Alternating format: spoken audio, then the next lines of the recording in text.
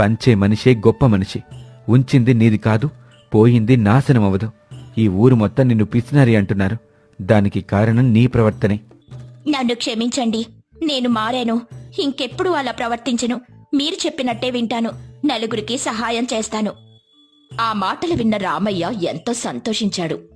లక్ష్మి గంగమ్మ ఇంట్లోకి వెళ్లి, గంగమ్మ, నిన్న విన్నాను నీ కొడుకుకు జ్వరమంటగా. తీసుకెళ్లావా దవాఖానాకు? ఇప్పుడెలా ఉంది? తగ్గిందా నీ కొడుకుకు? ఇదిగో నీ కొడుకు కోసం మిఠాయి తెచ్చాను. వెళ్ళాను లక్ష్మి, కాని మందులకు డబ్బులేమీ లేవు. మాకు బతికే భారంగా ఉంది. అయ్యో, దానికేనా? ఎందుకు కన్నీరు పెట్టుకుంటున్నావు? ఇదిగో ఈ డబ్బు తీసుకో. ఈ డబ్బులతో మందులు కొను. నీ దగ్గరున్నప్పుడే నాకు ఈ డబ్బులిద్దువు గాని. ఏది ఏమైనా నీ కొడుకు ఆరోగ్యం ముఖ్యం. ఇంకేది అవసరమైనా నా దగ్గరికి రా. మర్చిపోకు నేనున్నాను అన్న విషయం. లక్ష్మి, నువ్వెంత మారిపోతావని ఊహించలేదు. మొన్న నువ్వు నాతో అన్న మాటలకు నువ్వు మనసు లేని వ్యక్తి అని అనుకున్నాను, కానీ ఈ రోజు మాత్రం నువ్వు గొప్ప మనసున్న వ్యక్తిగా కనిపిస్తున్నావు. దేవుడు నీకు శుభమే కలిగి.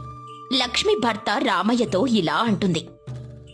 ఎందుకో ఈ మధ్య నాకు చాలా సంతోషంగా ఉందండి.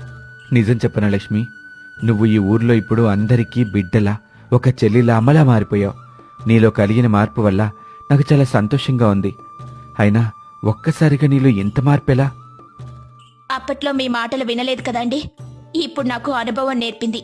ఒక చిన్న సాయం చేసినప్పుడే మన బతుకు గొప్పదవుతుందని గ్రహించా.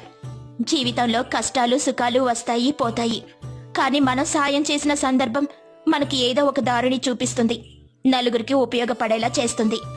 అయితే ఇకపై మన జీవితం అవసరాన్ని మించి దాచుకోవటానికి కాదు, అవసరంలో ఉన్నవారితో పంచుకోవటానికి. అంతేనా లక్ష్మి?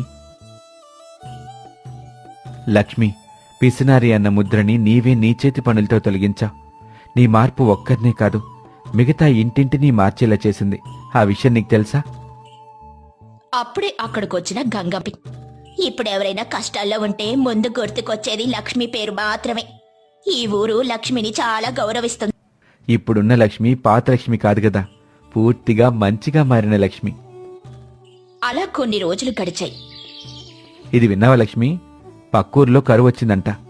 పాపం వాళ్ళకి తినటానికి తిండి కూడా లేదు. మనం వాళ్ళకి ఏమైనా సాయం చేద్దామంటే మన దగ్గర కూడా ఏమీ లేదు. ఏంటండి, మన దగ్గర ఏం లేవని ఎవరు చెప్పారు? 1 సంవత్సరానికి సరిపడా ఆ బియ్యం బస్తాలు తీసుకుని వెళ్ళి వాళ్లకు సాయం చేద్దాము. ఏమంటారు? చాలా సంతోషం లక్ష్మి, ఇప్పుడే వెళ్ళి వాళ్ళకి సాయం చేద్దాం. పదండి, త్వరగా వెళ్దాం. అలా రామయ్య లక్ష్మి చేసే మంచి పనులు ఆ నోటా ఈ నోటా తెలిసి ఉంటే రామయ్య లక్ష్మిలానే ఉండాలని అందరూ అనుకునేలా చేశారు. వీళ్ల మంచితనంతో ఊరినే మార్చేశారు. ఈ కథలోని నీతేంటంటే, పంచగలిగిన వాడే నిజమైన ధనవంతుడు. పిసినారితనం బతుకును చిన్నదిగా చేస్తుంది, కాని పంచే మనసు మనిషిని దేవుడ్లా గొప్పవాడిని చేస్తుంది.